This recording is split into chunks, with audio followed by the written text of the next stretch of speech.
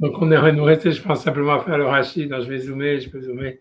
Je pense donc on est encore dans le mercredi. On va commencer, on finit rachid normalement. Et je pense qu'après, on peut faire Narmanide. Mm. Donc en fait, je pense qu'on est là, on est dans ce. Je sais pas pourquoi maintenant. Donc voilà, donc ça, on est dans ce rachid sur les étoiles. Et, donc ça, on avait déjà vu, donc on a fait la semaine dernière avec l'histoire de. Au début, la lune, elle avait la même taille que le soleil et que Hachem, elle a dit, il n'y a pas de roi qui peut avoir la même couronne. Et donc, Akadosh Baruch Hu, il a amoindri la lune. Peu importe ce que ça voulait dire, que ce soit une allégorie sur la faute de la femme, que c'est pour ça qu'elle a été. Il y a eu cette histoire quand elle a mangé le fruit, qu'elle a dit que son mari l'a dominé, des trucs comme ça. Peu importe l'histoire, ce que ça veut dire. Enfin bref. Et ensuite, après ça, donc on nous dit, donc avec les étoiles. Donc Rachid dit pourquoi il a fait les étoiles, puisque l'idée c'est qu'on a l'impression que les étoiles, elles ont été rajoutées en deuxième temps, quoi. Puisque en fait au début, si on reprend le verset, il y avait marqué Vayas Elohim et Shnei Meorot Agdolim, et Elohim il a fait les deux grands astres, le Meor Hagadol, etc. Et le même Shetayom, Amor Katan, c'est-à-dire le grand astre pour la journée et le petit astre pour la nuit. Donc il était question que deux grands astres au début du verset, et c'est simplement après qu'il dit et les étoiles.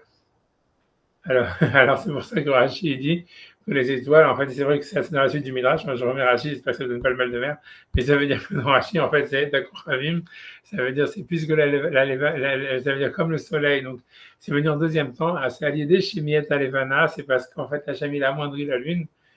Irbat Seva, ça veut dire pour la consoler, il a rajouté des armées, ça veut dire il lui a rajouté des étoiles. La fils d'Ata pour la calmer, pour la consoler. Voilà, ça veut dire en fait, je ne sais pas à quel point ça la console, mais bon, au moins que je sais. C'est quoi la source de ça? Ben, c'est la même Gemara, tu vois, regarde, si on l'avait, je pense qu'on l'avait fait, je pense si on se fait rouline, j'espère que ça va marcher. Une seconde. Mais il parlait pas de consoler avec des étoiles, hein, ce qu'on a vu la semaine dernière. Enfin, moi je me souviens mal, mais. Non, je crois pas qu'il y avait.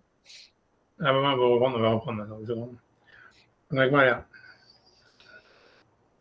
Ok, on reprend depuis le début. Allez, Rabbi Shimon ben Pazi, donc Rabbi Shimon, il dit, l'objet que les versets disent, Vayas Elohim et Shtam Morot Agdolim, mais Elohim a fait les deux grands astres. Moktiv et Amor Agadol, ça veut dire le grand astre, avec Amor Akatan et le petit astre. Amra Yariach, les filets Akadosh Baruch Hu, la lune, elle a dit devant Akadosh Baruch Hu, Ribono Shel Olam, maître du monde, Yashna Shne Melachim Shishem Shubeket Echad, est-ce qu'il peut y avoir deux rois qui ont la même couronne? Amarla, il lui a répondu, les Chimi Ati Asmer, ça veut dire amoindris-toi, comme ça c'est le roi qui est là.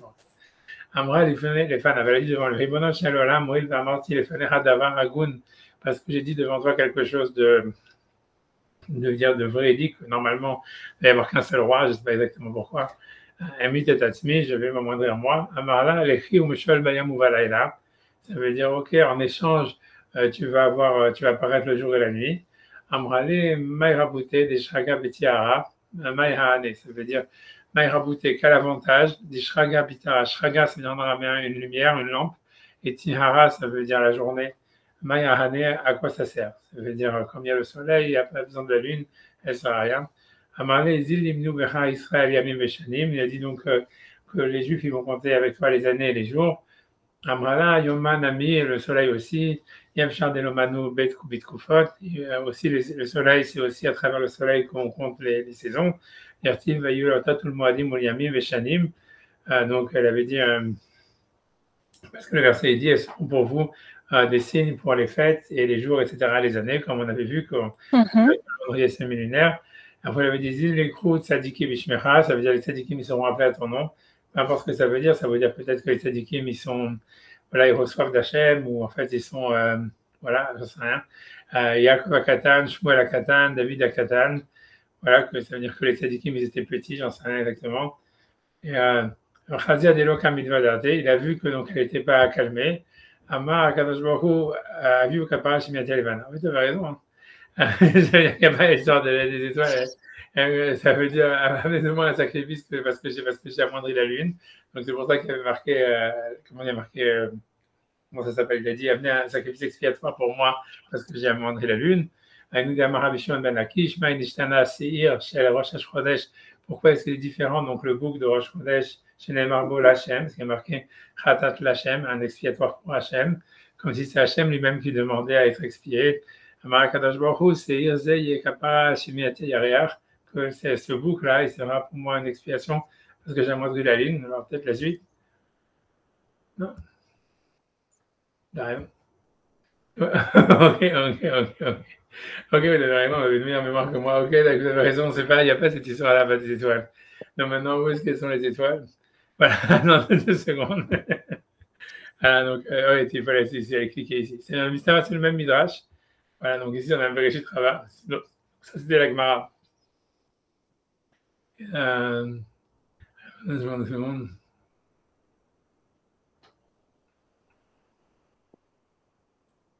Ouais, je peux bien traduire le Midrash, bien que ça perd. Ok. On peut le faire. Ok, donc, Veta Kohavim.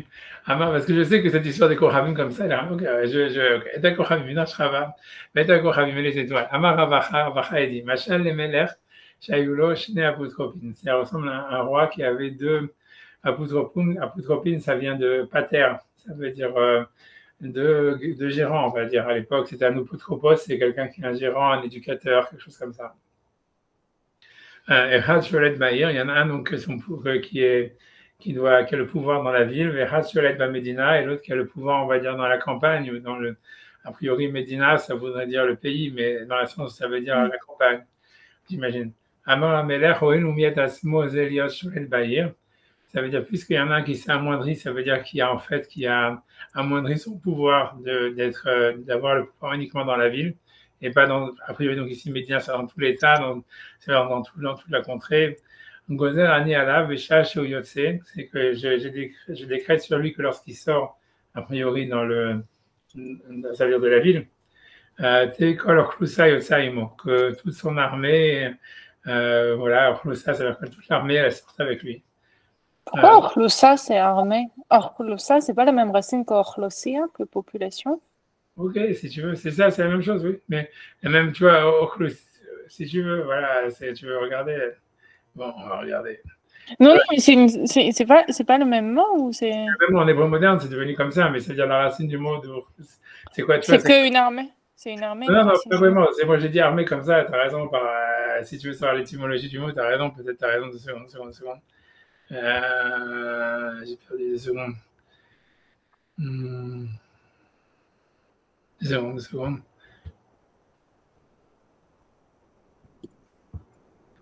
Si je fais ça, pourquoi ça marche pas? 2 secondes.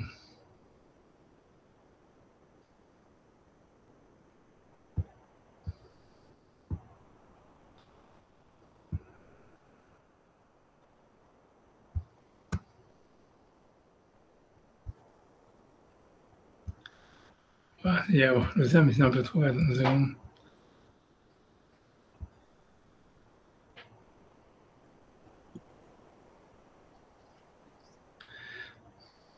J'arrive à croire qu'il y a 2 secondes.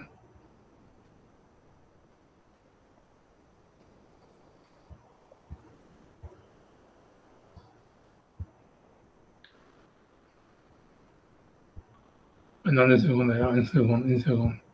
Je vais faire autre chose.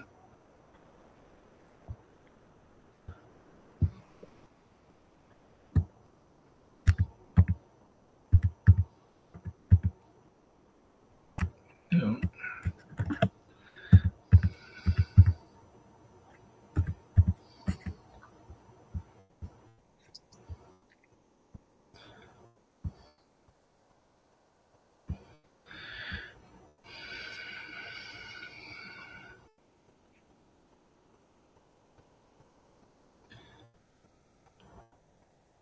C'est bon.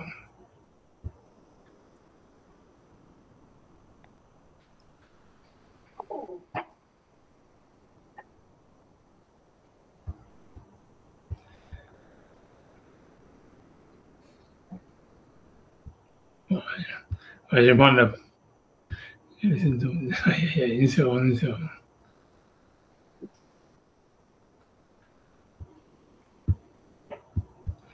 Ouais, je vais une seconde, désolé de tout ça. Est-ce que tu as raison de rechercher la référence? Qu'est-ce que c'est l'étymologie du mot? C'est sûr que c'est pas à mon avis, c'est pas du tout un mot hébreu. C'est un mot qui vient. Alors, j'essaie de rechercher 2 secondes. 2 secondes.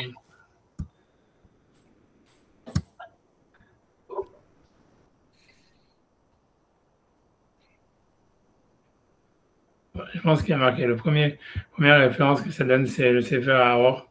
Sefer Aor, c'était un livre, c'est un des premiers dictionnaires. Attends, excusez-moi, je suis pas dessus. Voilà. Ça veut dire, c'est un premier dictionnaire qui a été fait par un Rav qui était à Rome, je sais pas exactement, avant Rachi, quoi. Et donc, en tout cas, donc, tu vois, ici, ils ont traduit en yiddish, tu vois, Piel Mensch, je sais pas ce que c'est, Mensch, c'est des hommes, Piel, je sais pas ce que c'est. En tout cas, il ramène les références de la blague, il dit Tagum Yerushalmi, Yesh Lael Yadi, Uchlusin Sagin. Ça veut dire, le passage qui la première fois on dit que le mot Uchlusa, il apparaît, c'est quand Lavan, il rentre dans la paracha de la semaine dernière, ma vache, pour ça, c'est Minashamaïm. Ça veut dire que quand Lavan, il attaque, ça veut dire, il rejoint Yaakov là-bas à l'entrée d'Israël. Il dit Yesh Lael Yadi, il y a il y a dans ma main le pouvoir de te faire du mal. C'est ce qu'il lui dit à Yaakov. Mais Hachem, il m'a paru en rêve hier et m'a dit ne dis pas du mal ni de bien à Yaakov. Et là-bas, donc, le passage qui dit Yesh Lael Yadi, ça veut dire j'ai le pouvoir de te faire du mal. Et là-bas, il dit dans le Targum Yerushalmi, il y a marqué Uchlusin Sagiin. Ça veut dire, moi, j'aurais traduit toujours, tu vois, une grande armée, ou tu vois, quelque chose comme ça, mais ça peut vouloir dire une grande population aussi. Vechen, Nafal Mimenourav, ça, c'est après, ça, une autre occurrence, c'est lorsque ça, quand Hachem donne la Torah en Égypte, en Israël, sur le mont Sinaï, il dit, faites attention qu'ils ne montent pas sur la montagne parce qu'il y a une grande partie d'eux qui va mourir. Donc là-bas, a priori, il y aurait la même chose aussi, Uchlusin Sagiin, la même expression. Donc là, tu as raison, c'est une grande population, peut-être, tu vois. Ça veut dire, tu as raison que c'est plus population. Après ça, encore dit, Vetsim Miyad Kitim, puis Rouge Amon Am, voilà. C'est Amon Am, Bilshan Yavan, Uchlusa. Donc ça, c'est du grec, a priori, et tu as raison, ça veut dire une multitude de populations. Tu vois, Elagma dit après ça, elle dit En Uchlusa Parot Meshishi Bribo. Ça veut dire, on ne considère pas un Uchlusa moins de 60 000 personnes.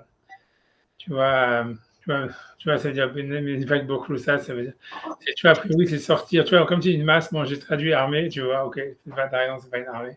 Ok, tu veux dire population, voilà, t'as raison, ok, une grande population, mais en général, c'est utilisé comme, tu vois, armée, mais ça veut dire, tu vois, comment dire, je sais pas comment dire, c'est quand il y a un grand rassemblement, tu vois, c'est un mot comme ça. Multitude.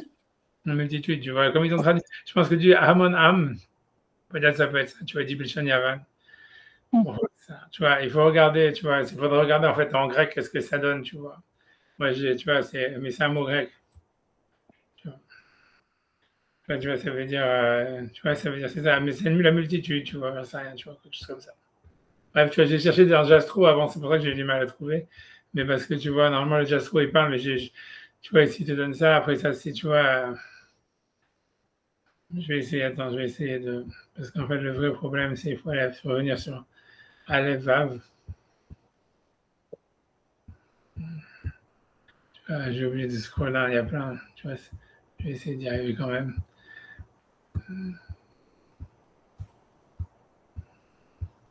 C'est bon.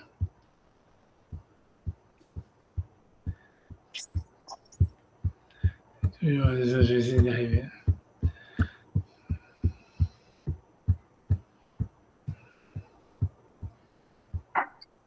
J'y arrive. Est-ce que j'avais pouvoir montrer jusqu'à une vague, je savais pas que la lune, il est tellement long. Des secondes.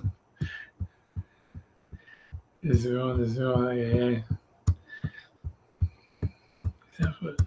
Des secondes. Je vais arriver.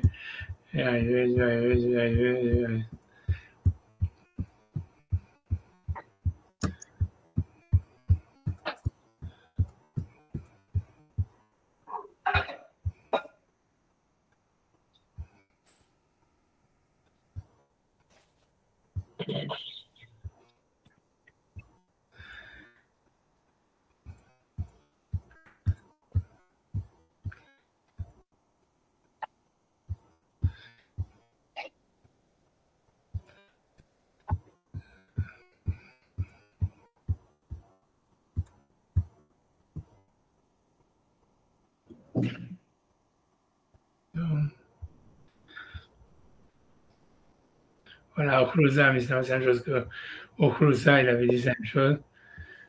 Lui, il fait une autre, comment dire, une autre, ça veut dire- lui, il fait une autre étymologie, tu vois, puisque lui, Al-Arour, c'est un auteur comme je dis, du XIe siècle, lui, il fait l'étymologie de l'arabe, Kalaza, Colégite, Cruz, tu vois, Achloza, enfin, Khrusin, Levy of Troops, tu vois, ça veut dire, ça veut dire, tu vois, des troupes de travailleurs, de travailleurs forcés, correspondent to Hibut Sava, tu vois, je t'avais dit.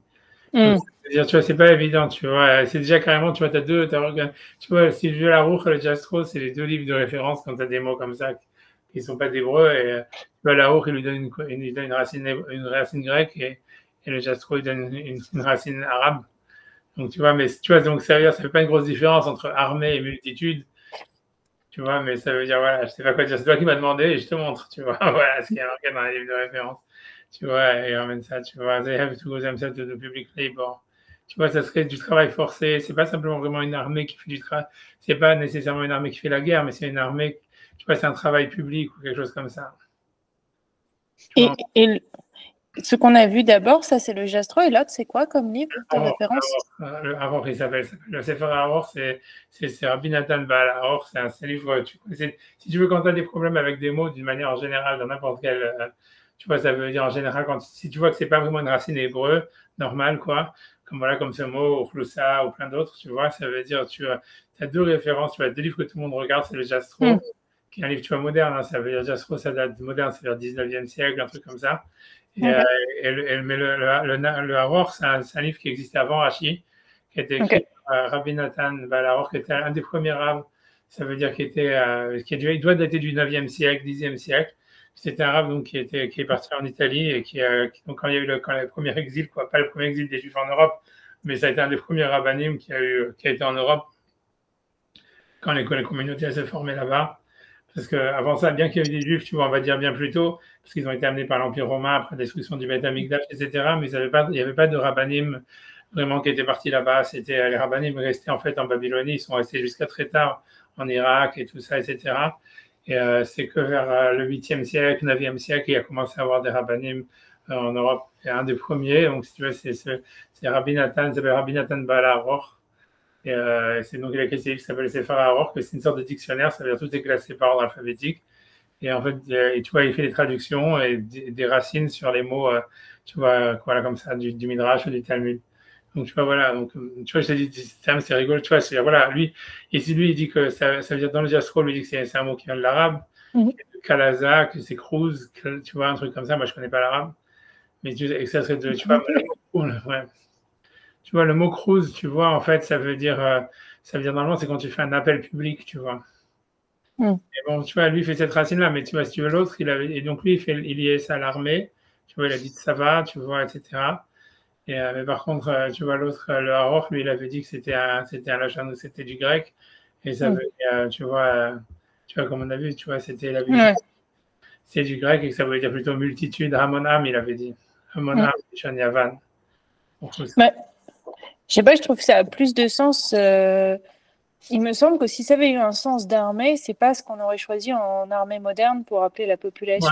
Ouais. Non, c'est possible. Mais c'est-à-dire que si tu veux, à l'époque, si tu veux, la différence, ce qu'il faut comprendre, tu vois, c'est que la différence entre la population civile et, si tu veux, la population militaire, tu vois, dans l'Antiquité, elle était pas si coupée que ça. Tu comprends? C'est-à-dire, par exemple, on sait de ce qu'on sait, tu vois, de l'histoire d'Athènes, de n'importe quelle ville grecque, mais j'imagine que c'était partout la même chose. En réalité, tu vois, dans tout le Moyen-Orient, pendant toute l'Antiquité, c'est qu'en fait, si tu veux, quand il y avait une guerre, si tu veux, tout le monde était réserviste, quoi, si tu veux. Ça veut dire, si tu veux, c'était pas comme aujourd'hui où il y a des types qui savent utiliser des armes, qu'ils sont, tu vois, qui sont, voilà, ils ont leur numéro de matricule et compagnie.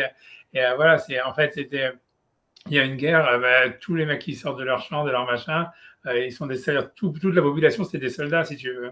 Si tu veux, il n'y avait pas de différence. Tu vois, pour ça que moi, je suis pas étonné. Moi, tu vois, jusqu'à maintenant, tu vois, j'avais pas regardé, en fait, tellement les références parce que nous, quand on est petit, on nous apprend à faire le midrash comme ça.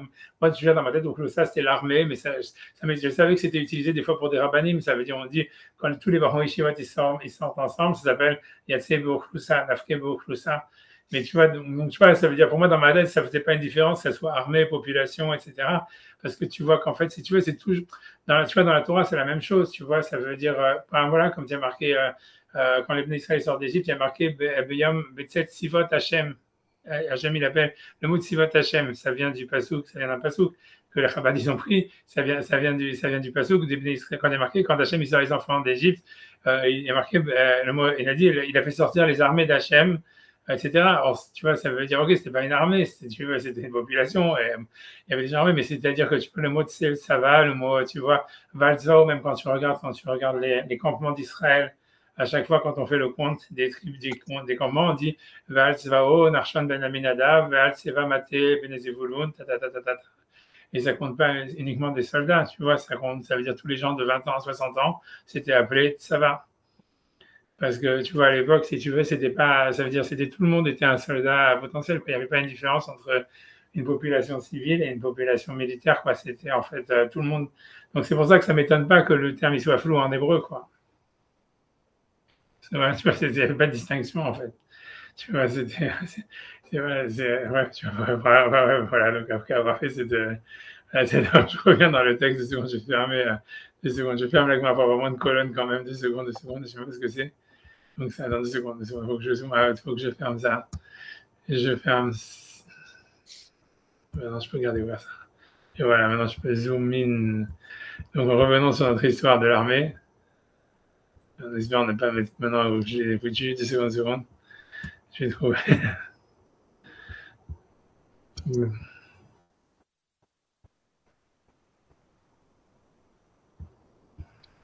Voilà. Ok, donc on reprend le mirage. Donc, d'accord, Havim, Amar, Avaha, Machal, les Melech. Donc, pardon, ça, je ne sais pas, je suis pas remis sur la bonne page. Voilà, d'accord, excusez-moi. D'accord, Havim. Donc, Amar, Avaha, Machal, les Melech, Shayulo, Shne, Apotropine. Donc, ça ressemble à un roi qui avait deux, on va dire, deux généraux. Ratcholet Baïr, un qui a le pouvoir dans la ville, et Ratcholet Bamedina, un qui a le pouvoir. Bamedina, encore une fois, je ne me fais pas chercher le mot Médina. Qu'est-ce que ça veut dire en hébreu? Parce que tu vois, c'est pas clair ce que ça veut dire non plus. Tu vois, parce que c'est le mot Médina comme Médina d'Israël. Tu vois, bon, bref, j'ai pas envie d'entrer, mais Médina, c'est sûr que là aussi, si tu fais des recherches, c'est pas clair d'où ça vient. Est-ce que c'est un mot en arabe? Est-ce que c'est un mot en truc? Bref, mais ça veut dire, on va laisser flou, tu vois. Ça veut dire dans la région, on va dire, voilà, quelque chose qui est à l'extérieur de la ville, en tous les cas. Amar Ameler, le roi a dit, oui, Lumiet Atzmo Zeliot Sholet Baïr, puisque celui-là, il s'est amoindri pour être, ça veut dire pour limiter son pouvoir dans la ville. Gozer Ani Alav, je fais un décret sur lui, je vais chercher Yotse, comment est-ce qu'il sort? Et Kol Uchlusa Yotsaimo, que toute la population, que toute l'armée sorte avec lui. Ovesha chez Nichnas, et lorsque. Et là, je me demandais dans Boulet Vedimous, qui rentre avec Boulet Vedimous, Nichnas Dimo. Alors, Dimous, c'est des statues. Et Bouli, là, tout à l'heure, je l'avais vu quand j'avais fait chercher des références. Tu veux que je cherche? Ouais, ça, j'attends. Oui, je l'ai vu aussi tout à l'heure. Ouais. Des statues Pessal? Ouais, c'est un autre mot pour Pessal? Ouais, c'est quelque chose comme ça. Viens, on va regarder ce qu'ils disent, tu vois.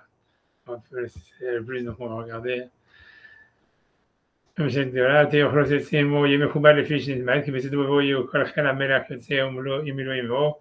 voilà, Bouli Vedimous Chayrothem. Donc lui dit que Bouli Vidimous, c'est des armées.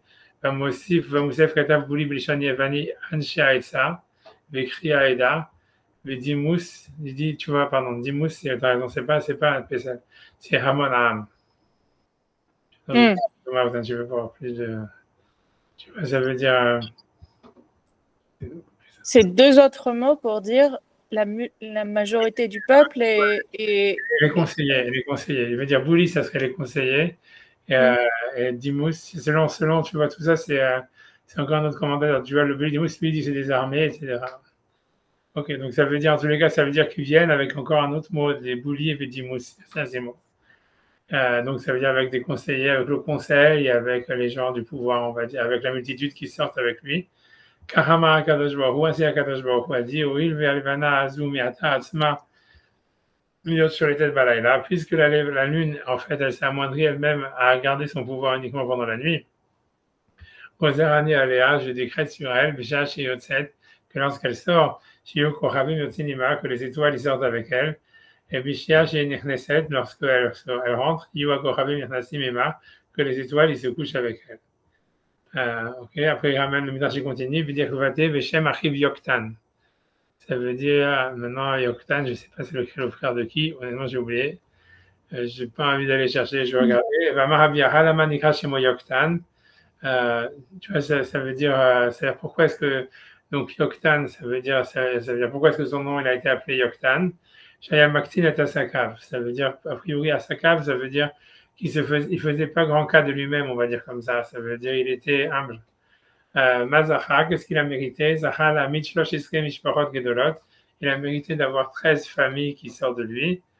Donc, on dit Ma im Yoktan al Shaya Maktin et Asakav, car si déjà Yoktan, que puisqu'en fait il était, on va dire, il avait un profil bas, Gadol Shiu Maktin, ça veut dire Ma im Yoktan al Shaya Maktin et Asakav, car Gadol Shiu Maktin et Asakav al Hat Kama Vekama. Ça veut dire que Yoktan, il était déjà petit, mais en plus, malgré tout, son humilité, elle lui a permis d'avoir 13 grandes familles qui sont sorties de lui.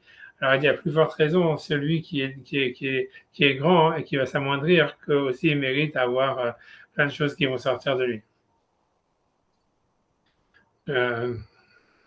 J'imagine, je vais en lire, j'ai la suite. Il va dire Vadé, Vaishlach Israël et Yemino, Vaishet al Rosh Ephraim, Vouad Saïr. Et Israël, donc dans le cadre de quand Jacob il a fait les bénédictions aux enfants de Yosef, et qu'il a inversé, donc il a béni Ephraim qui était le plus jeune. Amara Birchunia, Vechimina Toldot, En Anoyodim Shewad Saïr. Est-ce qu'on ne savait pas déjà que Ephraim c'était le plus jeune? Et la Mao Saïr, que ça veut dire le plus jeune, Shayam Matsir et Asaka. Ça veut dire Saïr, ça peut vouloir dire amoindrir, tu vois, amoindrir, ça peut être traduit comme ça, comme, tu vois, la chaîne de Sahar, tu vois, mais voilà, comme ça serait, tu vois, voilà, amoindrir, tu vois, mais ça veut dire, ouais, c'est pas vraiment de la douleur, tu vois, je sais que toi tu me dis encore regarder la traduction de Sahir et tout ça, tu vois, on peut regarder, tu vois, ça veut dire, il va te dire que Sahir, ça peut avoir, Matsir à sa cave. Voilà, c'est amoindri, mais ça veut dire, tu vois, Matsir, ça veut dire, mais la chaîne, tu vois, petit, tu vois, quelque chose comme ça. Bien que c'est pas la traduction, comme tu vas dire, la plus répandue. Tu vois, mais ça voudrait dire ici comme ça veut dire, il a amoindri ses histoires. Parce qu'un tsar, ça veut dire être tsar, ça veut dire être en réalité, ça veut dire être contrit, tu vois, ça veut dire être compressé ou quelque chose comme ça. Donc, ça veut dire, donc il dit, ça veut dire, il amoindrissait, on va dire, contracté, ça veut dire ses affaires, dans le sens où il ne faisait pas grand cas de lui-même. Et donc, c'est pour ça qu'il a mérité d'être le premier. Ça veut dire, paradoxalement, d'être celui qui a le droit d'aînesse. Donc, si déjà le petit, quand il s'amoindrit, ça veut dire ses actions, donc c'est normal, on va dire, il mérite après ça de devenir lui, celui qui est le premier-né. Agadol, c'est déjà plus forte raison celui qui est grand, qui amoindrit, ça veut dire c'est son business qui amoindrit, qui se comporte avec humilité. Al-Hadgam avec Ama, ça veut dire plus forte raison, tu vois, être méa, voilà, n'est-ce pas étonnant.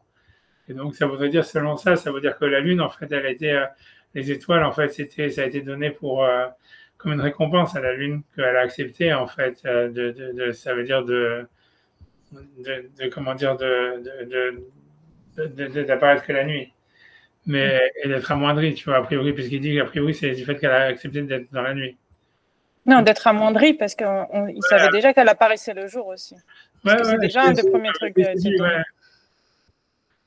Si tu regardes, tu vois, si tu regardes dans le, parce que dans le Midrash, tu vois, c'est ça le truc. Moi, j'ai l'impression, tu vas d'accord, tu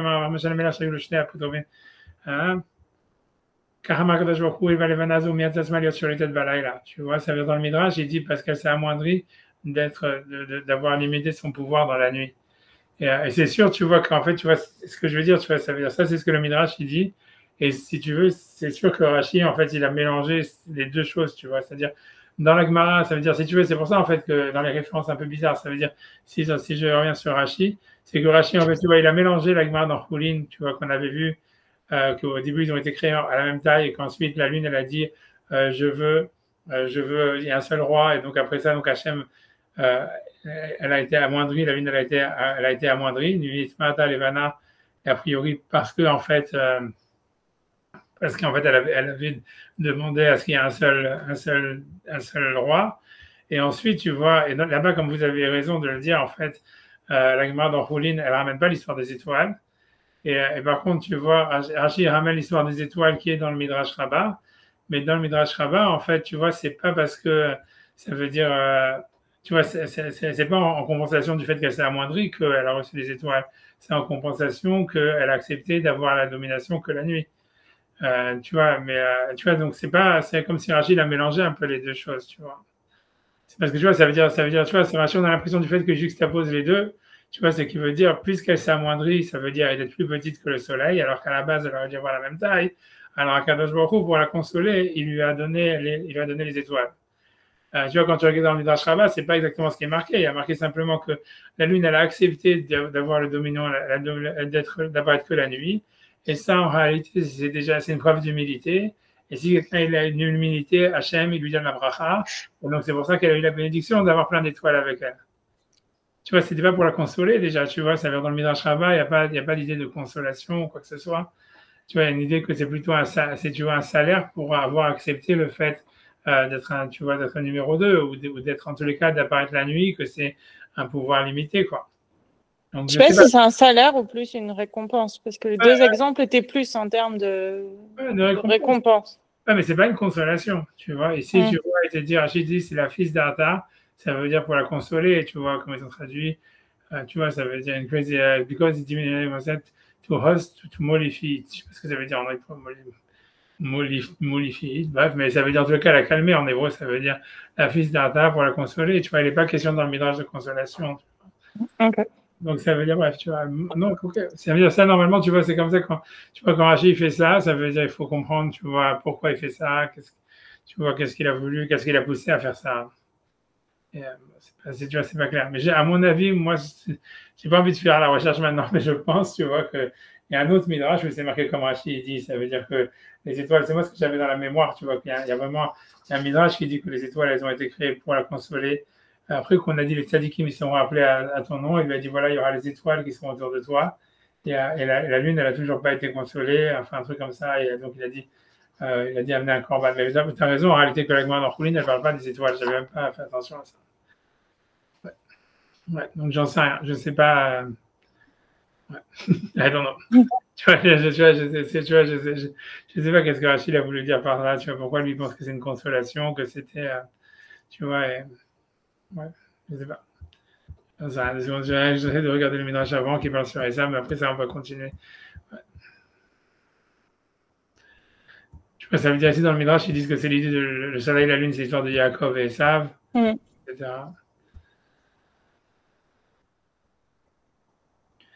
Tu vois, mais je sais, tu vois.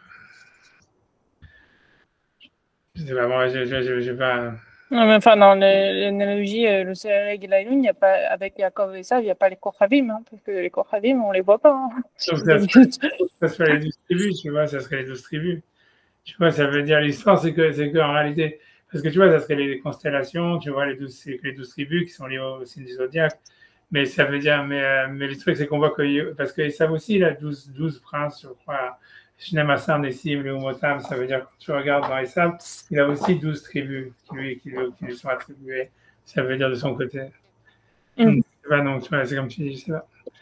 Ouais, alors, tu vois, ouais, je sais pas qu'est-ce que Rachid veut dire, je sais pas pourquoi Rachid veut dire, ouais. Ça veut dire qu'en fait, selon Rachid, on a l'impression que Hachem, il a créé un déséquilibre, alors que selon le Midrash, on a l'impression plutôt que Hachem, il a voulu créer l'équilibre.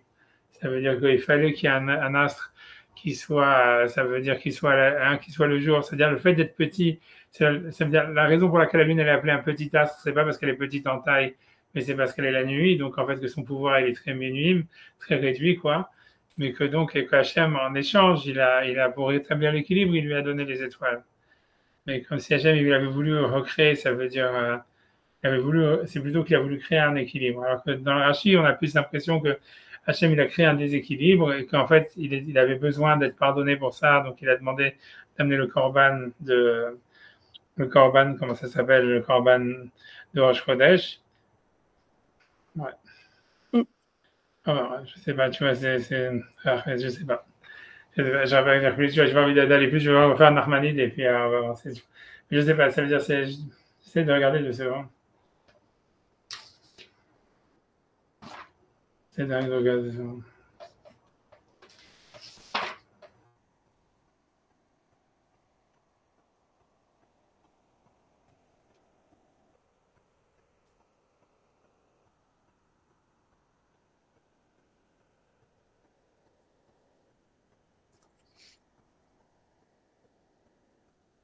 Ouais, parce que.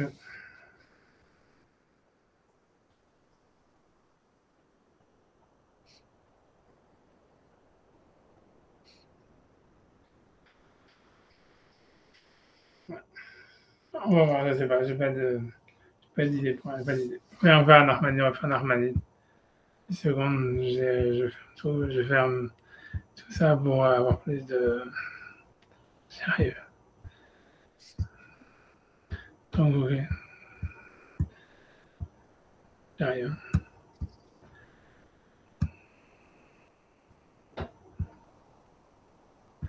Ok, donc on est Yéméorod, donc je vais zoomer sur Narmanide. Donc, ok, donc le vrai problème encore, donc Rachid avait déjà dit, c'est que la lumière, elle existait déjà avant. Donc en fait, comment est-ce que dans le Passouk, on nous dit, donc dans le premier Passouk, encore une fois, je relis le Passouk, je relis le Passouk qui est le 14, Vayomer Elohim, donc Elohim a dit, Yéméorod Virki Hashamaim, qu'il y ait donc des luminaires dans le Rakia, dans le firmament des cieux, Avdil Benyam ou Ben Laila, pour séparer entre le jour et la nuit. Vayou, les Otot, ils seront des signes ou Moadim pour les fêtes, ou pour les rassemblements, ou pour les rendez-vous, ou les Yamim, et pour les jours, les Shanim et les années. Et la question là-dedans, c'est quoi? C'est que le jour et la nuit existaient déjà avant, là on est le 4e jour, et donc on ne comprend pas, et la lumière et l'obscurité, ils avaient déjà été créés dès le premier jour, donc on ne comprend pas comment est-ce que le Passouk, il peut dire qu'il y ait des luminaires pour séparer entre le jour et la nuit, et pour illuminer alors qu'il y avait déjà de la lumière, il y avait déjà le jour et la nuit. Ça, c'est la question. Rachid avait dit, voilà, la lumière, elle avait été cachée, et elle était arrivée au moment de la création du monde, et ensuite, pendant le 2e jour, Hachem, il avait caché, quelque chose comme ça. Et là, c'est une autre lumière dont il est question. C'est la lumière c'est la première lumière qui était au moment de la création du monde. Elle est restée pour les tzadikim ou pour l'époque messianique. Et là, on est en fait, si tu veux, dans une autre lumière tu vois, puisque la lumière originale, elle a été cachée, elle a été mise, voilà, elle a été cachée, c'est l'or Ganouz, c'est la lumière cachée, et elle reviendra qu'à l'époque messianique ou pour les tzadikim. Mais là, on parle d'une autre lumière. C'est comme ça, plus ou moins, que Rachid il avait dit dans cette histoire-là. Il avait dit, je pense que Nachmanide, il va aller dans la même direction, mais enfin, en tout cas, l'idée, c'est déjà de voir la question, quoi, qui se passe. Donc voilà, donc c'est ce que Nachmanide il va parler. Donc il dit, Yéméorod, donc que ça soit des luminaires. Il dit, Inehaor Nivra Beyam Arishon. Donc voilà, la lumière avait déjà été créée le premier jour. Au Meir Bayesodot, et illuminée, a priori, dans tous les éléments de la création. Donc il dit, Vekacher Naser Akia Basheni. Donc le 2e jour, donc ça c'était le premier jour, puisque le premier jour, Hachem il a dit que la lumière soit et la lumière fut, et ce fut le jour et ce fut la nuit le premier jour, c'était le premier jour. Mais le 2e jour, quand il a fait le rakia, donc la séparation des eaux d'en haut et des eaux d'en bas, Hifsik Baor, ça aurait fait la séparation du rakia, elle aurait empêché la lumière en fait, si tu veux. C'est là où la lumière, c'est la création du rakia qui aurait en fait caché la lumière originale. Au mana auto maya baesodat tartonim. Ça veut dire le rakia, tout en séparant l'eau, il aurait en fait aussi empêché la lumière originelle d'avoir un impact sur les mondes inférieurs, c'est-à-dire sur ce qui était sous le rakia. Mais pourquoi il y a cette idée d'arrêter la lumière? Et si c'est ça, pourquoi il y a Vaye Yom, Vaye Laila tous les 2e et 3e jours? Ok, c'est une bonne question. Tu vas voir. Peut-être t'as raison. Tu as raison. Je pose une question. Je sais pas. Tu dis ça. Tu dis s'il n'y avait pas de lumière, il n'y avait pas de jour à la nuit. Peut-être s'il y avait le jour et la nuit au-dessus et que la réponse à donner, ça serait de dire c'est une bonne question ce que tu dis. La seule réponse que tu vois que moi j'aurais dit, ça voudrait dire en fait que ça voudrait dire en fait qu'il y avait de l'eau. Ça veut dire qu'il y avait au-dessus du rakia, il y avait le jour et la nuit. En dessous, non. Et finalement, on compte les jours par rapport à ce qui se passe au-dessus du rakia. J'ai pas de réponse à te dire. Peut-être que lui va poser la question. Je sais pas. Honnêtement, j'essaie de tricher en regardant des commentaires, mais je vois pas grand-chose. Tu vois, ça veut dire, tu vois, ouais, Afghanistan, tu poses une bonne question. On va voir si lui il en parle. Mais en tout cas, lui, il dit ça. Lui veut dire, en tous les cas, que le deuxième jour, la lumière, elle peut-être, a priori, c'est ça. Ça veut dire, la lumière, il y a eu l'obscurité et la lumière le premier jour. Le deuxième jour, il n'y a que de l'obscurité. Mais bon, on peut continuer encore à compter les jours parce qu'au-dessus du Rakia, il y a de la lumière et de l'obscurité. Donc, il y aurait des jours là-bas, quoi. Il y aurait des jours au-dessus. C'est comme quand tu prends l'avion, quoi, qu'il y a toujours du soleil sur les nuages, quoi. Ça veut dire le gachan assez qui a gêné physique bah ou mana auto mais donc il a coupé cette lumière, il a empêché donc d'illuminer dans les éléments atartonim inférieurs.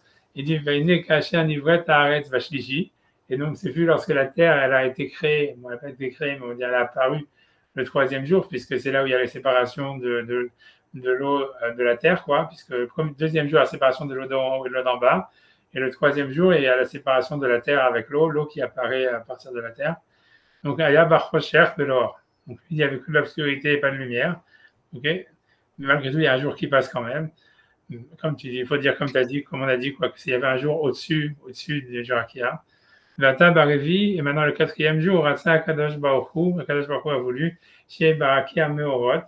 Ça veut dire qu'il est dans le Rakia, ça veut dire dans les mondes inférieurs, ou en tous les cas quelque chose comme ça. Dans le Rakia lui-même, dans le firmament, Meorot, Megim, Or Laaretz, qui amène de la lumière sur la terre. C'est pour ça que le verset est spécifié en disant qu'il y ait des luminaires dans le Rakia du ciel pour illuminer la terre. Parce qu'il veut dire Kiaor, parce que la lumière originelle qui est au monde de Bereshit, il était au-dessus du Rakia, donc de cette chose qui sépare l'eau d'en haut de l'eau d'en bas. Vélo hier à l'arrêt et donc il ne pouvait pas illuminer la terre. Ok, donc ça c'est ce que lui veut dire. Ok, il ne pose pas ta question, mais j'aurais dit comme tu dis, ça veut dire a priori le deuxième jour, il y avait quand même un deuxième jour parce qu'en haut il y avait le jour quoi. Après il dit Vénian Meorot et le sujet de dire qu'il y a des luminaires qui Merchomer Hashamaim parce que donc ça veut dire c'est parce que dans ça veut dire de la matière des cieux Gazar Barishon Shiyor Bemidat Tayom.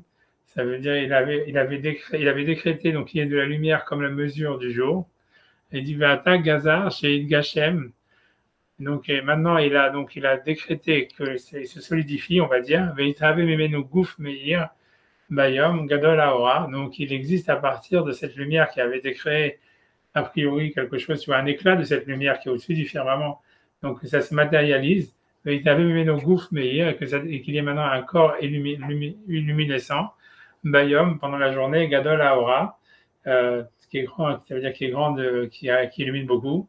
Le Gouf Acher Katan et un autre corps plus petit, Aora Meir, donc je sais pas quoi, qui illumine Balaïla la nuit. Et que les deux soient pendus, ou ça veut dire, voilà, je sais pas, pendus, déposés dans le Haki Hashamaim, dans le Haki du ciel, chez Ayogam les Mata, qui puissent illuminer en bas. Veitachen, ok, donc j'avance. Tu vois, après ça, il dit Veitachen kikmo chez Sam Baaretz Koach Hatzmicha Bimkomot Bimena. Donc ça veut dire que de la même manière que dans la terre, il y avait des endroits où les choses elles pouvaient pousser avant que les choses poussent. Ça veut dire qu'en potentiel, il y avait des endroits, il fallait préparer l'endroit où la chose elle puisse en fait se développer. Ken Sam Barakia Mekomot Muchanim Umzumanim le Kabel Aora. Ça veut dire que c'est possible que dans l'espace, dans le Rakia, donc il y avait des endroits qui avaient été préparés spécifiquement avant, ça veut dire pour pouvoir recevoir cette lumière ou ces astres. Donc, Vagufim Aelum Mekable Or Mazirim Kegon Aspaklayot Vavne Shoam. Donc lui dit que ça veut dire même le soleil. Hein.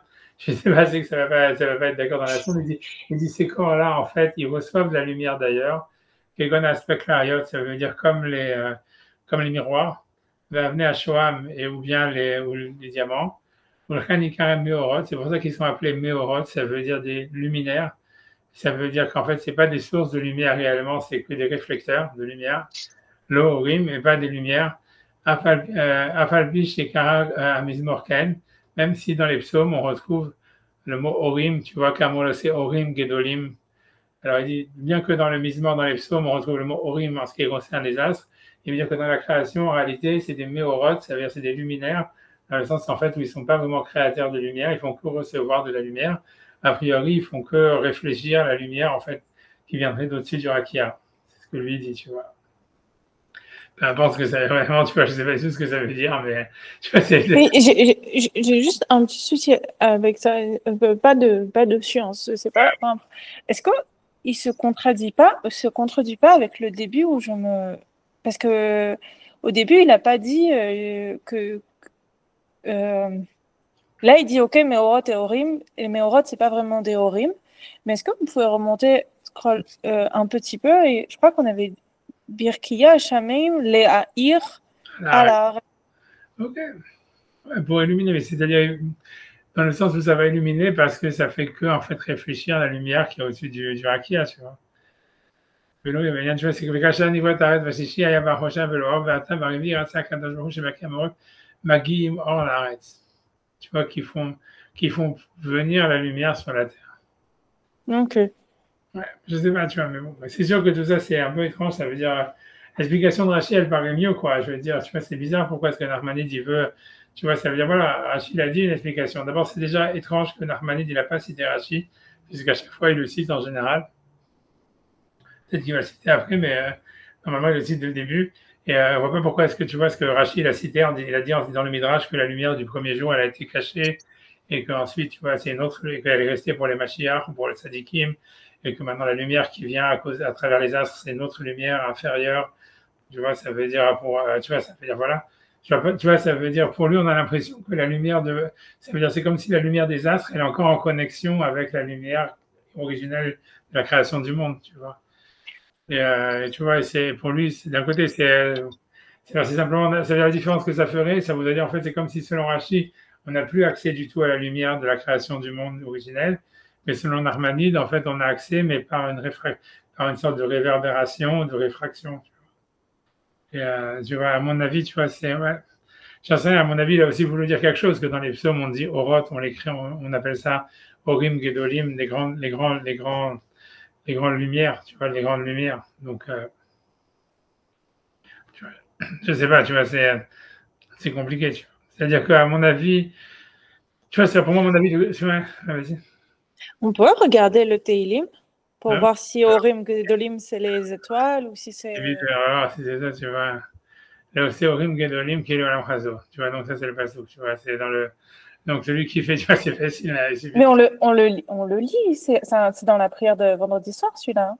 C'est dans Shabbat matin, on le dit, tu vois, puisque c'est dans. Ah, Shabbat matin. Tu vois, c'est dans le Rokat, ça m'a que l'Olam Chazo, les 26, la Gadol. Mais aussi, on le dit aussi, même tous les jours dans la prière, même ça veut dire dans Yotzer HaMeorot, on dit Kamo Leo Seorim Gedolim qui va l'amphas de Baruchat Hashem Yotzer HaMeorot. Tu vois, tu vois, ça veut dire, c'est parce qu'on cite ces versets des psaumes dans les brachot qu'on fait le matin, avant le schéma, quand on parle du créateur des luminaires, on dit, tu vois, ça veut dire Kamo Leo Seo, tu vois, c'est-à-dire Elohim Gedolim, tu vois, donc je pense que tu vois la raison, à mon avis, tu vois, c'est pour ça, moi je dis, voilà, ça c'est le pasuk, tu vois. Et ça veut dire que le Seorim Gedolim qui fait des grandes lumières, tu vois, l'Amchazo. Et après on dit, voilà, c'est clairement la image d'Hachem Hashem Shed Bayom, qui est l'Amchazo, Vada Shed Balayla, qui est l'Amchazo. Donc ça parle plus ou moins clairement de ça. Mais tu vois, moi, tu vois, à mon avis, moi, ce que je pense, tu vois, de cette histoire-là, c'est que, tu vois, c'est la raison pour laquelle on cite ces psaumes. Dans les psaumes, c'est écrit comme ça. Et la raison pour laquelle nous, dans la prière, dans les brachot du Kriyat Shema, on cite ces pasouks, c'est parce qu'en réalité, tu vois, c'est à mon avis, je ne sais pas comment expliquer. C'est comme si, en fait, il y a, avant la bracha, si tu veux, c'est comme si, en fait, les luminaires, en réalité, font que recevoir la lumière d'Hachem et, en fait, réfléchir à la lumière, enfin, la lumière originelle, on va dire, du Maaseh Bereshit sur la terre. C'est-à-dire, c'est leur état normal, si tu veux, quand ils ont été créés. Mais nous, quand, en fait, on fait la bracha et qu'on dit Baruch Ata Hashem, béni sois-tu Hashem, le créateur des luminaires, pas des luminaires, des lumières, c'est comme si par le fait même nous on les reconnecte à Hachem, bizarrement, tu vois, paradoxalement, on leur donne en fait une sorte comme s'ils étaient, déconnectés, comme s'ils étaient maintenant, ils avaient leur propre lumière, quoi, comme s'ils devenaient autonomes par rapport à la lumière, de la création du monde. Tu vois, c'est comme si en fait, tu vois, ça serait un truc comme ça veut dire, c'est comme si, je sais pas comment expliquer, tu vois, c'est tu vois, je sais pas, c'est comme si tu vas dire, voilà, en fait, ça veut dire quand tu vas manger, je sais pas, si tu prends un fruit ou n'importe quoi, tu vas manger quelque chose, avant que tu fasses la bracha, tu veux dire, voilà, c'est Hachem qui l'a créé. Et en fait, ça veut dire, en fait, voilà, il existe parce que Hachem l'a créé. Et en fait, donc, d'une certaine manière, si tu veux, il réverbère, en fait, la création d'Hachem en lui, quoi. Maintenant, quand toi, tu vas faire la bracha et que tu vas reconnaître que c'est Hachem qui l'a créé, etc., c'est comme si paradoxalement, en fait, ça veut dire que tu lui avais donné la possibilité d'avoir sa propre lumière. Tu vois, comme si maintenant, tu vois, ça serait un truc comme ça, tu vois. Et c'est pour ça qu'on passe de Méorot à Yotzer à Méorot. C'est comme ça que le roi David, il dit Orim Gedolim. Que nous, dans la prière, on dit Borata Hashem, tu vois, Kamol Orim Gedolim, Borata Hashem, c'est un Méorot. Tu vois, ça veut dire, en fait, on a l'impression que c'est ça le travail, tu vois. C'est comme s'il y a une connexion avec le Maaseh Bereshit, avec la lumière qui était au moment de la création du monde, qui est dans la matière. La matière, elle réverbère cette spiritualité ou cette lumière qui est dans la création du monde. Je pense que tu vois, c'est pas spécifique aux lumières, tu vois, aux astres, au soleil, à la lune, mais ça veut dire, et qu'en fait, c'est ça l'état dans lequel ils sont normalement. Ça veut dire, en fait, ils font que réverbérer, tu vois, ça veut dire leur kedusha, ou même si tu veux, leur énergie, elle vient en fait de quelque chose qui est complètement au-dessus tu vois, ça veut dire au-dessus du firmament, et qui, en fait, qui depuis le moment du Maaseh Bereshit, depuis le moment du Vayeyor, ça irradie sur eux, mais donc ils sont comme si dépendants de ce Maaseh Bereshit, mais qu'une fois que nous, en fait, tu vois, c'est ça le travail de l'homme, tu vois, c'est de reconnaître la présence d'Hachem en eux. Alors, en faisant ça, c'est comme si, en fait, on leur donne une existence, comment dire, par eux-mêmes, comme si maintenant ils avaient leur propre lumière. C'est sûr qu'ils sont des créatures d'Hachem, etc. Mais en tout cas, la lumière qu'ils ont, c'est une lumière, tu vois, qui vient d'eux, tu vois, qui leur donne une sorte d'indépendance, tu vois, si tu veux, quelque chose comme ça, tu vois. Tu vois, c'est quelque chose comme ça. Parce que, je sais pas, j'en sais rien, je peux pas approfondir sur ça, mais ça veut dire, tu vois, grosso modo, c'est encore la même histoire, tu vois, c'est qu'en fait, tout existe déjà au niveau d'Hachem, tu vois. Donc, en fait, l'idée, c'est de faire exister le présent. Et en fait, ça veut dire en potentiel, si tu veux, les astres et tout ça, etc., ils existent déjà. Mais en fait, ce que tu fais, toi, en faisant la bracha, et en faisant nos mitzvot, c'est qu'on les fait exister dans quelque chose qui s'appelle le présent. Et dans ce présent-là, ils acquièrent une autonomie, si tu veux, à exister par eux-mêmes. Ils deviennent eux-mêmes des créateurs de lumière. Tu vois, c'est ça on a l'impression que c'est ça ce qu'il veut dire, tu vois. Si tu veux, tu vois, dans les Midrashim, il y a beaucoup ça, c'est-à-dire, si on peut expliquer encore, je ne sais pas si je peux dire sur ça, mais c'est-à-dire, par exemple, si tu veux, dans les Midrashim, quand on parle, par exemple, on demande, tu vois, que les commentateurs, ils demandent, je ne vais pas citer les noms, je peux citer si vous voulez, mais bon, mais ça veut dire, parce que ils sont pas sur Internet, mais ça veut dire, quand les commentateurs, ils demandent c'est quoi la différence entre Adam avant la faute et l'époque messianique. Tu vois, ça veut dire, si on dit, en fait, tu vois, Adam avant la faute, il n'avait pas de vengeance, rien du tout, il était dans le jardin d'Éden et compagnie. Tu vois, c'est quoi la différence? Tu vois, si, ok, disons, on a mangé de l'arbre de la connaissance du bien et du mal, on est exilé sur la terre, etc. On doit faire un tikkun, etc. On doit mourir, etc. Et ensuite, on va avoir la résurrection des morts. Alors, mais l'idée, c'est si c'est pour revenir au même niveau qu'on était avant, à quoi ça sert? Tu vois, c'est rien que pour revenir tu vois, à l'étape originelle. Ça peut pas être ça le sens de pourquoi Hachem a créé le monde, si c'est pour revenir à zéro. Et tu vois, donc, et ça veut dire, et tu vois, donc les commentateurs, ça veut dire les commentateurs, les Mekoubalim, ils expliquent, tu vois, que l'idée, c'est pas ça, c'est qu'en fait, il y a une différence énorme ça veut dire entre Adam et Arishon avant la faute et la situation de l'homme à l'époque messianique, après la résurrection. C'est qu'en fait, Adam Arishon, ça veut dire, c'est vrai que lui, il était parfait, qu'il n'avait pas dit Sarah, tout ce que tu veux, il était baigné dans la présence d'Hachem et tout ce qu'on veut. Mais en fait, ça veut dire de lui-même, il n'avait rien. C'est-à-dire qu'en fait, dès qu'il perdait la connexion avec Hachem, en fait, si tu veux, tout de suite, il pouvait fauter tout ce que tu veux, parce qu'en fait, si tu veux, c'était pas sa propre lumière. Il recevait la lumière d'Hachem, et en fait, si tu veux, de son environnement, du Gan Eden, de tout ce que tu veux, qui était la lumière qui était dans la création du monde, dans l'environnement, etc. Et donc, en fait, c'est de ça, ça faisait que, si tu veux, il était complètement parfait, mais il était parfait que parce qu'en fait, il était dans un environnement parfait, et parce qu'il était dans une connexion avec Hachem, tu vois, parfaite. Mais si la connexion, elle se rompait, en fait, si tu veux, tout de suite, tu vois, il était, ça veut dire, voilà, il n'avait plus rien en plus. Ça veut dire, voilà, il était plus, il faisait, grosso modo, il faisait que recevoir de la lumière, il pouvait pas créer sa propre lumière. Et que, en fait, tu vois, ça veut dire, tu vois, pour les Mekoubalim, le but de la vie de l'homme, etc., c'est de transformer l'obscurité en lumière. Mais ça veut dire qu'en fait, tu vois, c'est-à-dire que c'est pas simplement, tu vois, c'est l'idée, c'est que, tu vois, c'est que, ça veut dire quand un homme, tu vois, il fait des efforts, quand un homme, il fait quelque chose, tu vois, dans sa vie, en général, le positif, En réalité, ce qui se passe, tu vois, quand je dis à chaque fois l'exemple, c'est quand tu vas à la gym. Je sais pas, je vous ai déjà dit ça, je sais pas. Je vous ai déjà donné l'exemple. Tu vois, c'est quand quelqu'un il va à la gym. Même si tu dois aller à la gym et tout ça, etc., tu vois, toujours le plus dur, c'est les 5 premières minutes, tu vois. Et ça veut dire que, tu vois, disons, si t'as pas envie d'y aller, quoi. Je ne sais pas dans le cas où tu as envie d'y aller, quoi qu'il arrive. Mais disons, tu vois, t'as pas envie d'y aller, etc. Et en fait, tu te dis, OK, tu te forces à y aller, tu te forces à y aller. Et tu vois, en fait, on va dire les 5 premières minutes, les 10 premières minutes, tu vois, tu dois vraiment te forcer. Et au bout d'un moment, tu vois, ça veut dire, tu passes un truc où tu vois, en fait, tu vois, l'adrénaline, elle kick in. Et en fait, tu vois, ça veut dire, au contraire, tu vois, même si tu essaies de t'arrêter, tu n'arrives pas à t'arrêter, quoi. Parce que tu as envie de continuer, etc. En fait, tu vois, ce qui s'est passé, c'est que c'était en fait la paresse elle-même que tu avais avant, tu vois, elle s'est transformée en énergie, tu vois, si tu veux. Et c'est la même chose, tu vois, avec le Yetzirah d'une manière plus générale, tu vois. C'est quand, si tu vois, par exemple, si tu vois, par exemple, des fois, tu as envie de faire une Avera ou n'importe quoi, quelque chose comme ça, et tu dis non, je vais faire une mitzvah à la place, tu vas voir en fait que la difficulté, elle est, tu vois, pendant les premières minutes, tu vois. Mais si après, en fait, tu vois, tu te renforces dans ton effort, etc., tu vas voir en fait que tu vas rentrer dans la dynamique, tu vois, de faire le bien ou de ce que tu voulais faire. Et en fait, après ça, tu vois, t'es pris, tu peux pas, tu vois, tu peux pas t'arrêter mais en fait, si tu veux, cette lumière, cette énergie positive que tu as créée, en fait, tu l'as créée à partir de l'énergie négative qu'il y avait avant, tu vois. Par exemple, tu vois, c'est une transformation, tu vois, c'est à transformer, en fait, une obscurité, c'est ce qu'ils appellent, tu vois, dans la Kabbalah, tu vois, elle a transformé l'obscurité en lumière. Ça veut dire, tu as transformé quelque chose, tu vois, qui était négatif en quelque chose de positif. Et c'est ça, si tu veux, ce qu'un homme, il fait. Si tu veux, c'est ça la différence entre l'homme, si tu veux, après sa résurrection, et l'homme, si tu veux, tu vois, avant qu'il mange la connaissance du bien et du mal. Ça veut dire, l'homme avant de manger la connaissance du bien et du mal, c'est un type, tu vois, naturellement, il va à la gym, il a envie d'aller à la gym, ou j'en sais rien, tu vois, etc. Ça veut dire, tu vois, tu vois, même la chose avec le régime, ou j'en sais rien, ça veut dire, tu vois, les bébés, ils sont pas obèses, ni rien, tu vois, ça veut dire, voilà, naturellement, tu vois, il sait comment s'arrêter de manger, et il sait quand est-ce qu'il doit bouger, quand est-ce qu'il doit truc, tu vois, il a pas, tu vois, ça nécessite pas un effort, ça nécessite pas, tu vois, d'aller contre, de transformer quelque chose de négatif en positif. Il fait naturellement la bonne chose, si tu veux. Et ça, mais si tu veux, donc à ce niveau-là, l'homme, en fait, quand il est comme ça, il fait que recevoir la lumière d'Hachem, si tu veux.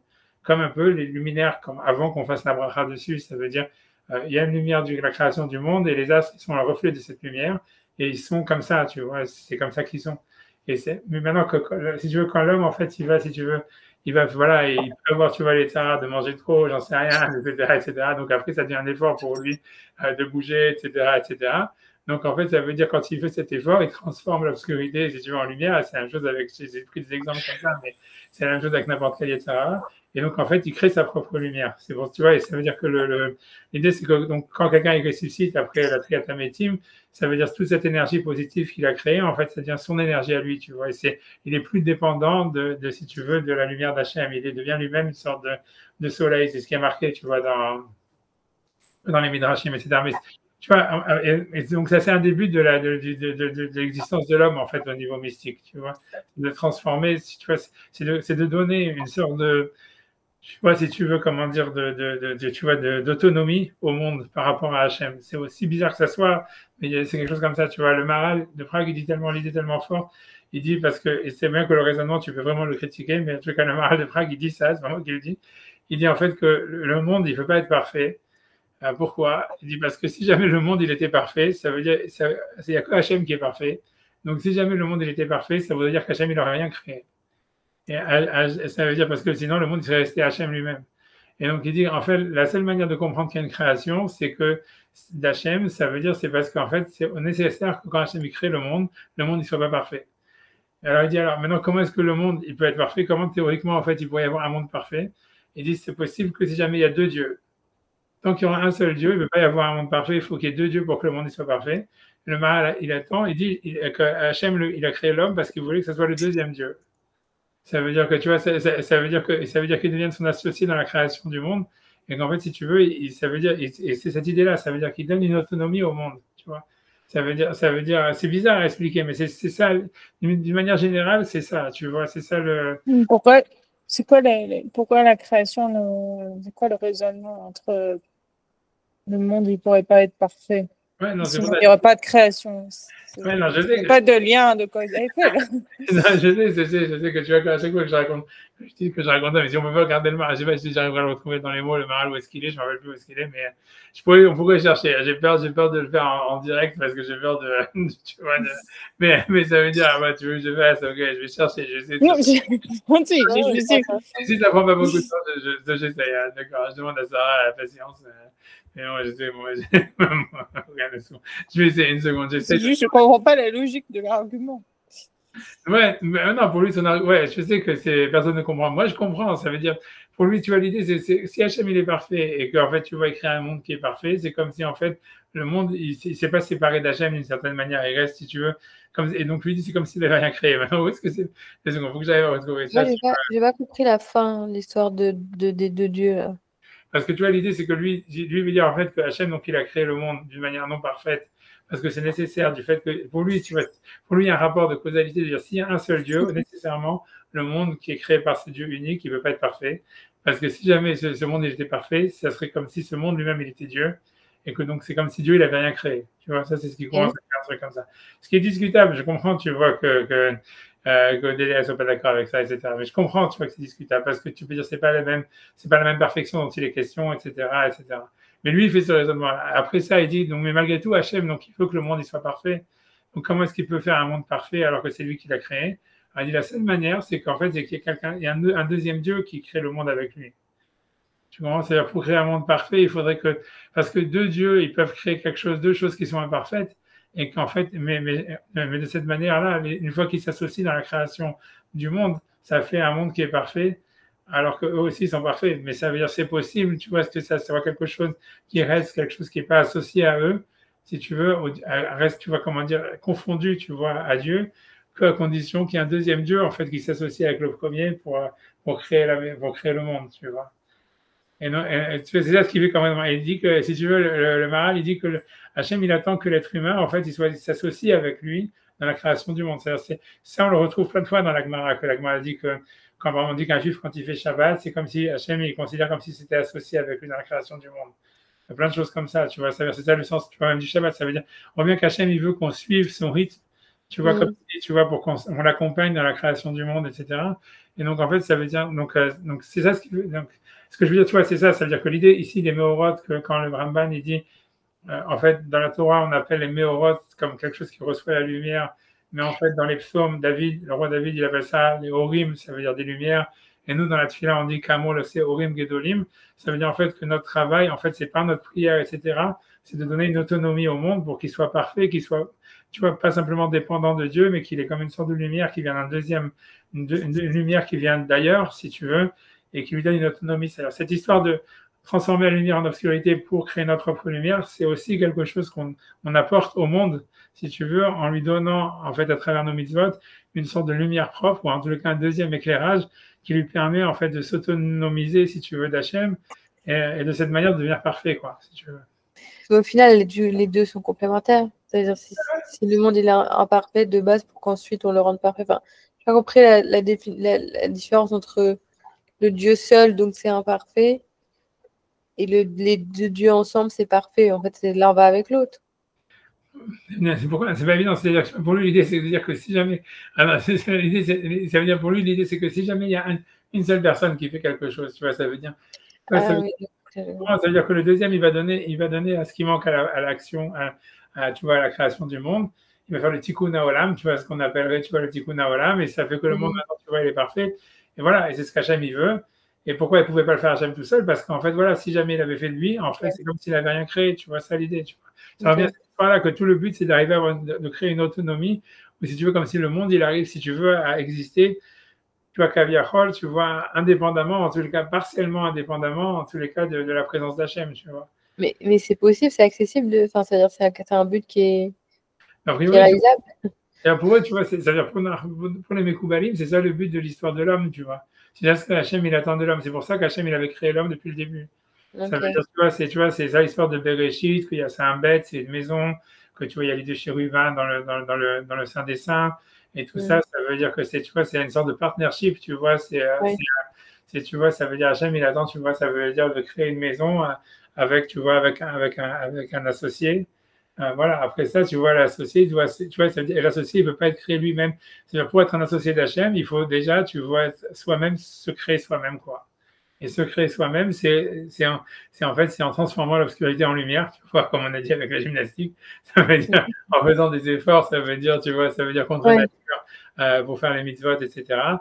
Et en fait, tu vois, c'est-à-dire, est-ce que ça arrive qu'après la résurrection des morts? Est-ce que ça peut arriver à l'époque messianique? Si tu vois, c'est à des autres niveaux, tu vois. Ça, j'en sais rien. Mais le but ultime, c'est ça, quoi, grosso modo. Tu vois, Et ça vient d'où ça? C'est d'où? c'est dans le Mar. Ça, j'en sais rien, tu vois, parce que le Mar, c'est pour ça que j'essaie de retrouver la source dans ma main que je Ok, fais. ok. Je garantis pas, je garantis pas, je sais même pas. Ok, ok, ok, qu'Hachem soit avec moi, c'est votre mérite. Tu vois, même 2 secondes. Attends, 2 secondes, 2 secondes, 2 secondes, 2 secondes. Je me dis peut-être,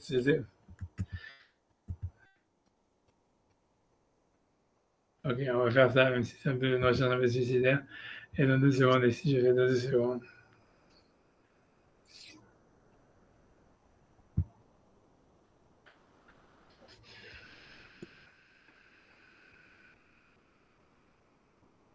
Deux secondes.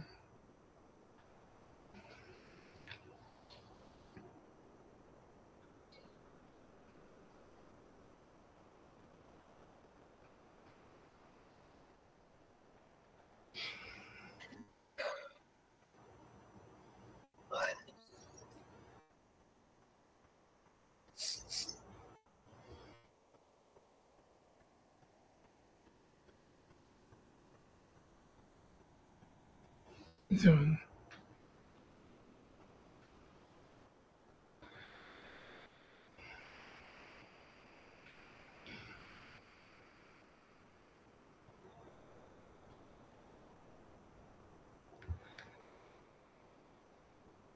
Super.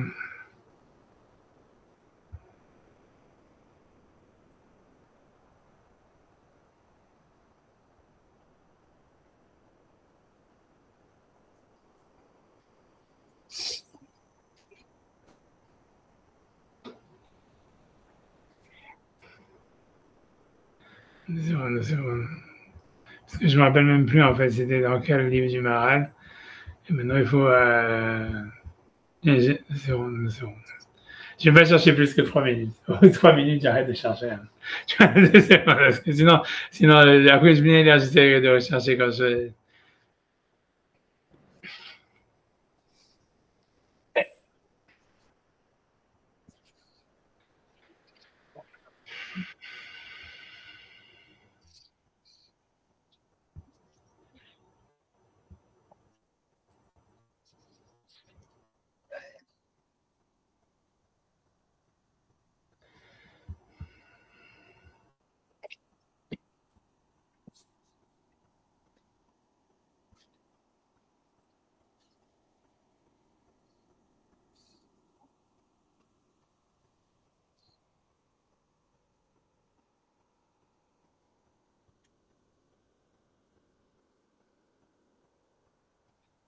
Je vois des passages qui ressemblent à ça, mais j'ai pas, tu vois, la chronique, c'est l'homme.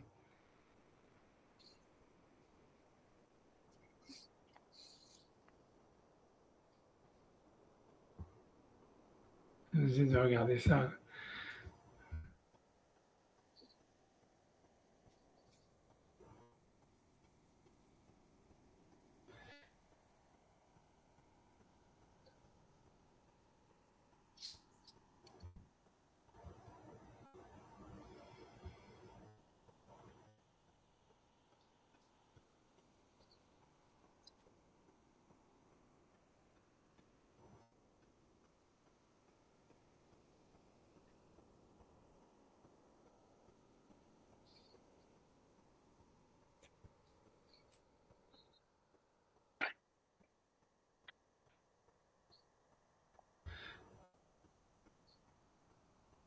Deux secondes.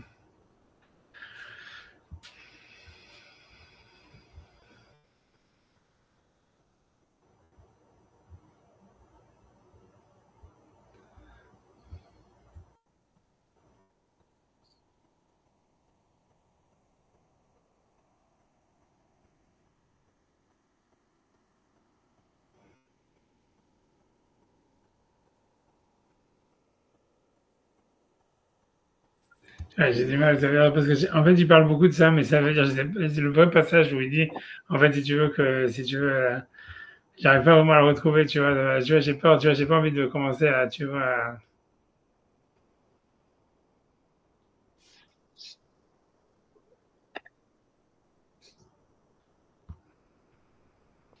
bon, il explique que c'est pour ça que le Mashiach il prend tellement de temps à arriver, etc. Parce que tu vois, ça veut dire, Mais j'ai une question. Le ouais, fait que dans les Télim et dans la prière, on dise Orim, plutôt que de dire que c'est une manière de recréer ou de donner toute sa puissance au Méorot, ça vient pas plus simplement du côté de l'humilité, parce que c'est des Orim pour nous, de notre point de vue humain, c'est les sources de lumière. Enfin, ouais, ouais, c'est possible, ça veut dire, en fait, c'est plus ou moins, si tu veux, c'est-à-dire, tu peux dire ça, tu vois, pour nous, c'est un peu mauvais, tu vois, parce que ça veut dire, en fait, qu'on reconnaît pas Hachem à travers eux, tu vois, c'est ça l'histoire, tu vois, donc ça veut dire, tu vois, c'est plutôt de dire, tu vois, c'est pour ça qu'en fait, normalement, ça serait plus apte de dire, tu vois, que ce sont, tu vois, des méorotes, mais tu vois, on le dit dans la Hatima de la Bracha, mais l'idée, c'est, tu vois, c'est qu'on essaye, tu vois, ça veut dire c'est surtout par rapport, tu vois, c'est par rapport, c'est surtout par rapport qu'on essaye, en fait, de leur donner, tu vois, comment dire, tu vois, ça veut dire tu vois, ça veut dire une existence, tu vois, une vérité intrinsèque, tu vois, je sais pas, c'est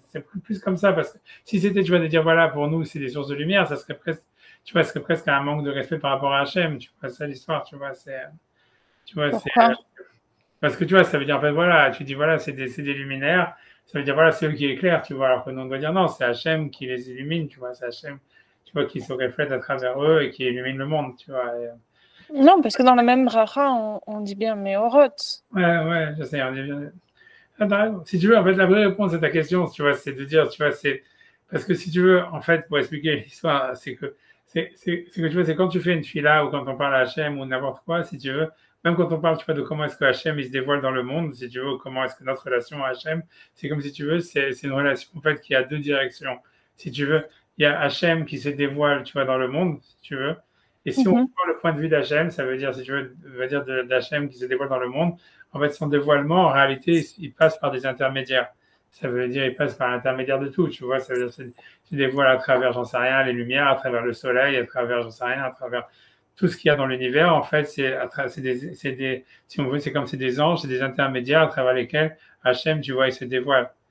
Mais en fait, nous, quand nous, on reconnaît Hachem, la présence d'Hachem dans le monde, tu vois, il faut que nous, en fait, quand ça vient de bas en haut, tu vois, ce qu'on appelle ça nous, on doit reconnaître Hachem, tu vois, si tu veux, comme étant directement, tu vois, comme se révélant directement à nous à travers ces intermédiaires, tu vois, et pas en fait donner, tu vois, ça veut dire une importance aux intermédiaires en disant, ah, l'intermédiaire, tu vois, parce que c'est ça la Vodazara, tu vois, la Vodazara, c'est quand tu donnes une importance aux mhm. intermédiaires et tu dis, donc tu vois, c'est un peu compliqué, tu vois, c'est pour ça que, tu vois, c'est un peu compliqué, tu vois, je sais pas comment expliquer, tu vois, c'est pour ça qu'en réalité, à mon avis, tu vois, on reconnaît que c'est Hachem qui se révèle à travers eux, mais en fait, tu vois, le but, en fait, de nos mitzvot, c'est de donner, en fait, aussi, tu vois, une sorte d'indépendance, quelque chose comme ça, tu vois, à l'univers, en tous les cas, mais tu vois, tu vois, c'est pour ça, comme justement dans la Khatima de la Bracha, on dit Yotzer HaMeorot, mais ça veut dire, on essaye, en fait, si tu veux, si tu veux, tu vois, je ne sais pas comment expliquer, tu vois, de leur donner une existence à part entière, c'est parce que, tu vois, tout ça, c'est ce que je vous ai dit, c'est comment fait l'homme, il fait exister le présent, tu vois, et que le présent, en fait, il existe que par l'homme, on va dire, et que cette existence, tu vois, ça veut dire l'existence du présent, elle doit être comme une sorte de, tu vois, elle doit être, c'est en fait, c'est que la, je sais pas comment expliquer, c'est que l'expression d'une vérité éternelle qui existe depuis toujours, tu vois, donc ça veut dire, en fait, ça veut dire dans le présent, comment on fait exister la chose au présent. C'est-à-dire, le soleil serait levé, il serait couché quoi qu'il arrive, qu'il y ait des juifs ou des gens pour faire la bracha à Hachem dessus, Marie Varavim ou tu vois, Yotzeror, le soleil serait levé, il serait couché quoi qu'il arrive. Mais tu vois, ça veut dire, l'idée c'est qu'en fait, il aurait existé que dans l'éternité, il n'aurait pas existé dans le présent. Ou en tous les cas, le présent de l'homme, il aurait été déconnecté de l'éternité, tu vois. Et donc, en fait, l'idée, c'est de reconnecter, en fait, cette vérité éternelle avec le vécu du présent. Et ça, ce que l'homme, il fait à travers les brachot, tu vois, que ce soit du soleil qui se lève, ou quand tu manges une pomme, ou quand tu bois du coca, ou un truc comme ça, tu vois. Mais ça veut dire, mais donc, en fait, dans l'éternité, eh bien, l'idée, c'est que, tu vois, en fait, il faut que le présent, ça veut dire, toute l'histoire, c'est que le présent, c'est une partie de l'éternité, si tu veux, c'est une partie de l'histoire, du vécu, qui existe pas, en fait, si tu veux. Ça veut dire qu'il n'existe pas dans le, si tu veux, comment dire, dans la, dans la dimension de l'éternité, si tu veux. Tu vois, dans la dimension de l'éternité, tout existe, a existé, existera, etc. Mais le présent n'existe pas, si tu veux. Et l'homme, il a besoin, si tu veux, Hachem, il a besoin de l'homme pour le faire exister au présent, quoi, si tu veux. Et c'est dans ce sens-là où tu vois le monde, quand le monde, il existe au présent, ça veut dire il existe au présent, ça veut dire dans une relation à l'éternel, ça veut dire qu'il crée la relation du présent avec l'éternel. C'est dans ce sens-là où, si tu veux, l'homme, en fait, il donne une sorte de, comment dire, d'autonomie au monde, tu vois, dans son existence, tu vois, au présent. Je ne sais pas si c'est clair ce que je dis, mais tu vois, c'est à peu près un truc comme ça. Mais c'est un truc que j'arrive pas à retrouver. Je laisse tomber la recherche du Maral parce que, mais croyez-moi sur parole, je vais essayer de le retrouver un autre jour. Si le Maral, il parle beaucoup de ça, honnêtement, c'est pas, tu vois, qu'une seule fois qu'il le dit simplement. J'ai pas envie de commencer à refaire des autres passages, tu sais, du Maral quand il parle sur Mais on pourra étudier ça un jour. Oui, d'accord, ok. Oui, il faut simplement. Là, je le ferai à l'avance, je vais me préparer ne serait-ce que 5 minutes parce que j'ai honte de faire la recherche maintenant, tu vois ce que je veux dire? Oui, non, pas maintenant, mais juste. Parce que ça fait long et tout ça, etc. Donc, je sais pas, je me dis, la prochaine fois qu'elle va dire, ok, c'est le moment d'arrêter aussi. Tu vois, mais ok, donc, on peut s'arrêter là. Et après, ça, si vous voulez bliner, d'ailleurs, si jamais j'arrive à prendre 5 minutes dans la semaine où tu vois que je retrouve le Maral, on pourra le faire ensemble et tout ça, et cette histoire-là. Ok. Non, c'est sûr, c'est étonnant. Moi, je sais comment aussi je l'ai fait avec mon fils. Il m'a dit la même question qu'Odélia. Il m'a dit, mais c'est quoi cette histoire-là de dire que si Hachem, il est parfait, il ne peut pas créer un monde qui est parfait, s'il n'avait rien créé. Il m'a dit, mais c'est quoi ce raisonnement débile? Tu vois, c'est pas la même perfection dont il est question, grosso modo. Tu vois, ça veut dire, voilà, Hachem peut créer un monde parfait qui soit si tu veux, dans l'espace-temps, c'est parfait, tu vois ce que je veux dire, et simplement, c'est pas dans le même niveau de la perfection qu'Hachem, tu vois, et ça veut dire, c'est sur ce point-là, je pense que tu vois qu'il pose problème. Moi, je comprends un peu ça, je comprends un peu. Mais tu vois, et après, dans la suite, il dit, voilà, qu'Hachem, il a besoin d'un associé pour que le monde il soit parfait. Et si tu veux, ça, c'est la base vraiment de la Kabbalah, du concept de Tikkun Olam et tout ça, quoi. C'est comme si tu veux, Hachem, il peut pas finir le monde sans nous, quoi. Et en fait, donc, c'est pas qu'il a créé l'homme pour s'amuser, pour qu'après ça, il revienne, il meurt et qu'il revienne au jardin d'Éden et tout ça. C'est que, en fait, tu vois, il y a un but, quoi. Le but, c'est que, voilà, c'est de vivre au présent en réalité, mais de reconnecter ce présent avec l'éternité, tu vois, qui est ce qui est la Torah, qui est, tu vois, l'éternité, tu vois, de la présence d'Hachem, c'est un peu ce que Nachmanides parle ici, de retrouver, si tu veux, la lumière qu'il y a dans le Bereshit, la lumière qui était, si tu veux, créatrice, qui était au début de la création, à travers la réverbération, tu vois, de la lumière du soleil et de la lune, par exemple, tu vois. Et que tu vois, et ça veut dire, en retrouvant cette lumière-là, en reconnectant la lumière du soleil et de la lune avec la lumière du Maaseh Bereshit, tu vois, paradoxalement, on donne une existence, on va dire, éternelle, tu vois, au présent du soleil et de la lune, quoi. Et en ça, on a fait un tikkun olam, tu vois, un truc comme ça. Et en même temps, par rapport à notre corps, et on crée de l'énergie, en même temps, tu vois, par rapport à, si tu veux, en allant contre notre nature pour créer de la lumière à travers l'obscurité, des choses comme ça. Mais tu vois bien, en fait, que toutes les mitzvot de la Torah, c'est pour, en fait, qu'on soit en phase avec, tu vois, comme le fait de faire Shabbat et tout ça, etc. C'est tout ce qui est comme ça avec avec le cycle, mais toutes les mitzvot d'une manière générale, elles sont en fait liées, elles essaient de nous mettre en phase avec la création du monde d'Hachem, tu vois, comment est-ce qu'Hachem, il a créé le monde, etc. Tu vois, c'est parce qu'en fait, il veut qu'on s'associe à lui, donc il faut qu'on soit dans le même rythme, il faut qu'on soit, tu vois, dans la même, tu vois, dans la même, tu vois, dans la même, tu vois, tu vois, dans le même, je sais pas comment expliquer, quoi, le même rythme, la même dynamique en tous les cas. Et c'est une dynamique, tu vois, ce qui est plus basé sur le cycle, tu vois, quelque chose comme ça, puisque c'est éternel, un truc comme ça. Ouais. Je vais vous laisser dans le cabinet. D'ailleurs, je vais essayer de rechercher le Maral la semaine prochaine, ne pas être paresseux et le trouver comme ça on pourra le faire. Ouais, c'est un Maral intéressant, honnêtement, c'est intéressant. Ouais. Je vous laisse tranquille, je vous dis Merci beaucoup. Merci. Et des bonnes choses pour tout le monde et à la semaine prochaine. À la semaine prochaine. Au revoir. Au revoir.